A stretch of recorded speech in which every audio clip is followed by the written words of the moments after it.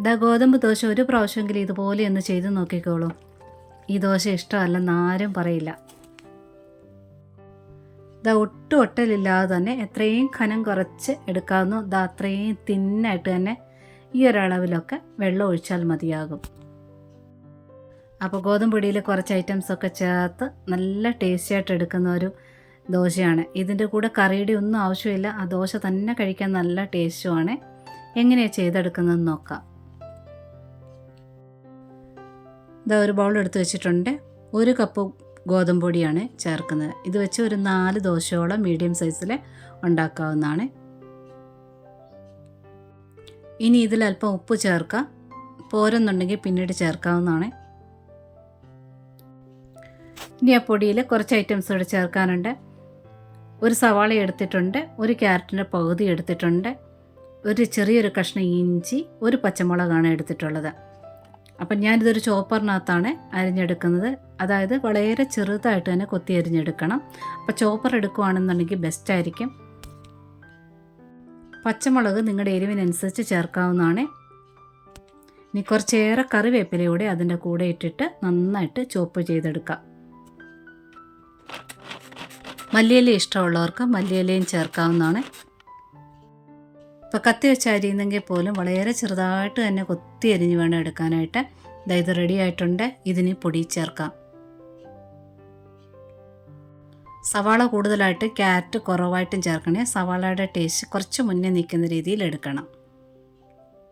ഇനി ഇതിൽ കുറേശ്ശെ വെള്ളം ചേർത്ത് വേണം കുഴച്ചെടുക്കാനായിട്ട്, അതായത് കലക്കിയെടുക്കാനായിട്ട്. ഒരുപാട് വെള്ളവും കൂടി പോകരുത്. അപ്പോൾ ദോശയ്ക്ക് ഒട്ടലുണ്ടാകും. നമ്മൾ എത്ര തിരിച്ചും മറിച്ചും ഒക്കെ ഇട്ട് ചുട്ടെടുത്താലും അകത്തൊരു ഒട്ടലുണ്ടാകും. അപ്പം ഞാനിവിടെ 1 കപ്പ് ഗോതമ്പൊടിയാണ് എടുത്തത്. 1.5 കപ്പ് വെള്ളം പാകത്തിനാണ്. ഇപ്പം നമ്മൾ 1 ഗ്ലാസ് പൊടിയാണ് എടുക്കുന്നെങ്കിൽ ആ ഗ്ലാസ്സിന് തന്നെ 1.5 ഗ്ലാസ് വെള്ളം, ആ ഒരു കണക്ക്. ചില പൊടികൾ വെള്ളം ഒരുപാട് അബ്സോർബ് ചെയ്യും. അങ്ങനെയാണെങ്കിൽ 1-2 ടേബിൾ സ്പൂൺ വെള്ളത്തിന് വ്യത്യാസം ഉണ്ടാകാം. ഇത് വീട്ടിൽ ഞാൻ ഗോതമ്പ് പൊടിപ്പിച്ച പൊടിയാണ്. വെള്ളമെല്ലാം ഒഴിച്ചിട്ടുണ്ട്. മാവ് ദാ ഈ ഒരു പരുവത്തിന് കിട്ടണം. ഉപ്പ് പോരെങ്കിൽ ഞാനിപ്പോൾ ദാ ഉപ്പൂടെ ചേർത്ത് പാകത്തിനാക്കിയിട്ടുണ്ട്. ഇനി ഇത് ചുട്ടെടുക്കാം.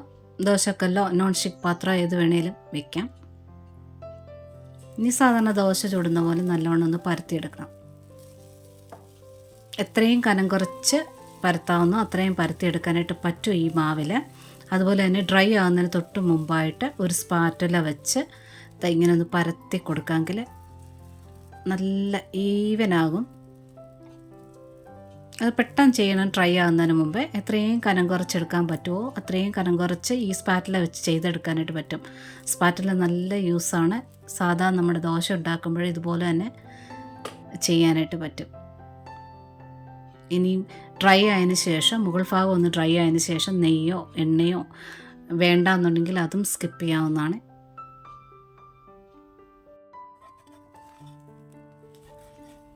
അതായത് കണ്ടോ, വളരെ കനം കുറച്ചാണ് കിട്ടിയിരിക്കുന്നത്. നല്ല ടേസ്റ്റാണ് ഇത് കറിയില്ലാതെ കഴിക്കാനും.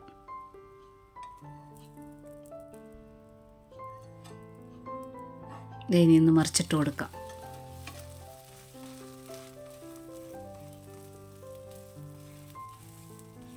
ഇതിൽ സവാളയും ക്യാരറ്റും ഒക്കെ ചേർന്നിരിക്കുന്നത് കാരണം ആ ബോർഡർ ഭാഗമൊന്നും നല്ല റൗണ്ടിൽ വരത്തില്ല. അത് പിന്നെ എല്ലാവർക്കും അറിയാമല്ലോ.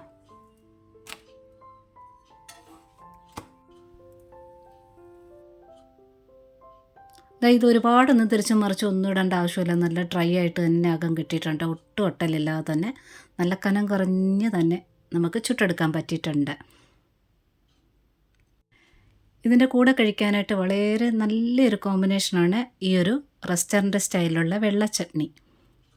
അടുത്ത വീഡിയോ ഈ ചട്നിയുടേതായിരിക്കും. അപ്പോൾ ഈ ഗോതമ്പ് ദോശ ഇഷ്ടപ്പെട്ടിട്ടുണ്ടെങ്കിൽ ആ ലൈക്ക് ബട്ടൺ ഒന്ന് ടച്ച് ചെയ്ത് സപ്പോർട്ട് ചെയ്യാൻ വേണ്ടി മറക്കരുത്. സബ്സ്ക്രൈബ് ചെയ്യാത്തവരുണ്ടെങ്കിൽ ഒന്ന് സബ്സ്ക്രൈബ് കൂടെ ചെയ്തേക്കണേ. നോട്ടിഫിക്കേഷൻ ബെൽ ബട്ടണിൽ ഓൾ ഓപ്ഷൻ ഒന്ന് എനേബിൾ ആക്കിയിടാനും മറക്കരുത്.